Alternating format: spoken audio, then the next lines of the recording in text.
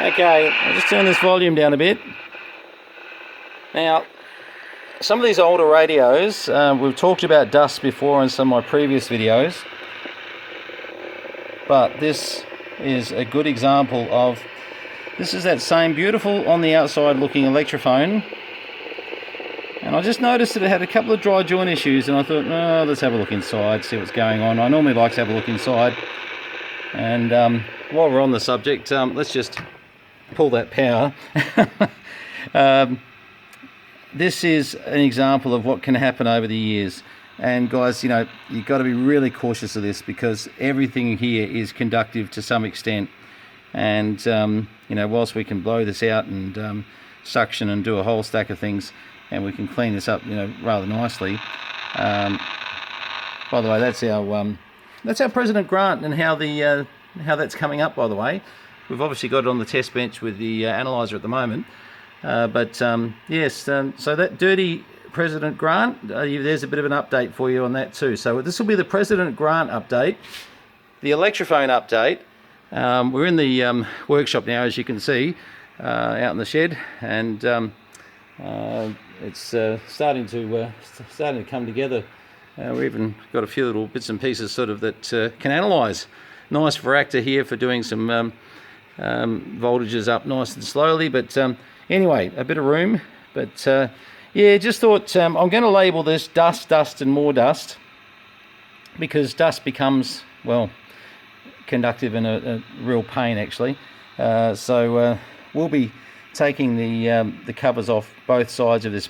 Then we'll be acetoning the other side of the board as well, and seeing what you know, making sure nothing that's left. But generally we blow these out and then we suction any last little bits. Actually, I think I've got a good example of over here in our mess. These little fellas, oh goodness, here are fantastic when you put a battery on them. Hang on.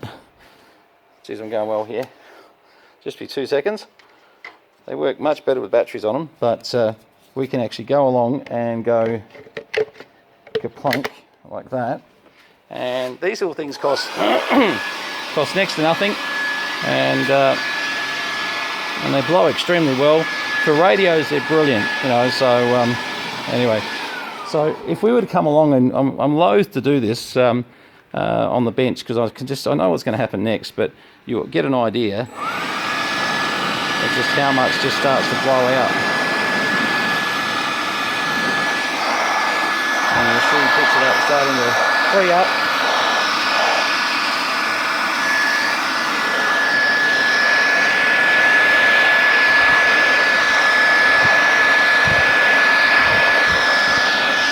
And basically there are PCBs underneath all that, but that's pretty obvious that we're going to be doing a lot of a lot of cleaning up on that one. Actually, it didn't make as much mess on my bench as I thought. Most of it's gone to the floor, so that's good. So okay, yeah. So if you remember my previous video of the cruddy President Grant, well, we're getting there. We've got a few little things we've got to do with that one. I still hate this little box, but there is a bit of an issue with this one, which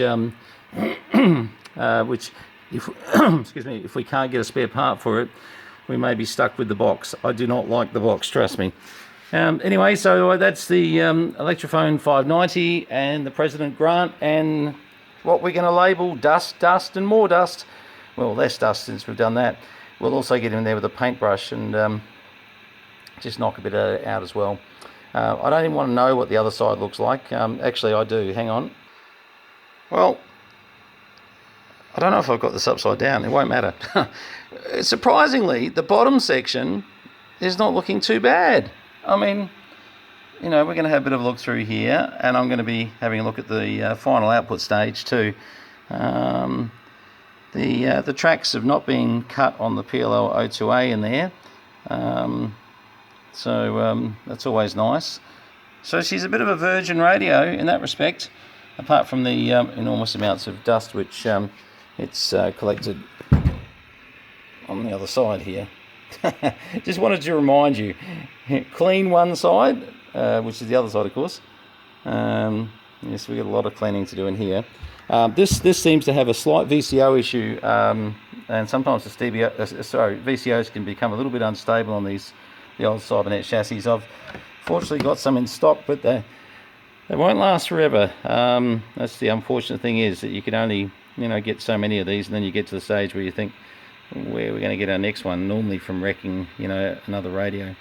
But always be a bit careful. This is back in the days when 240 volts was considered not dangerous for some reason. When you're in the back of one of these terminals are live. They are 240 volts. Those fuses are live. They are 240 volts. So please at all times be thinking as if everything is dangerous, because hence why we sort of pull the plug when we take the bottom lead off. Regardless, it's just a safety feature. Okay, well, that's surprising to say the least. It probably shouldn't be that there's so much in there, but we'll get that cleaned up inside there. I'm actually going back inside. I've just got a few things on the spray area over there. That little box is my spray area for the moment until we get the spray booth in, but they're coming up fine anyway. So and I think they are the President Grant Marby plates, so they come up pretty well actually, so that should be good.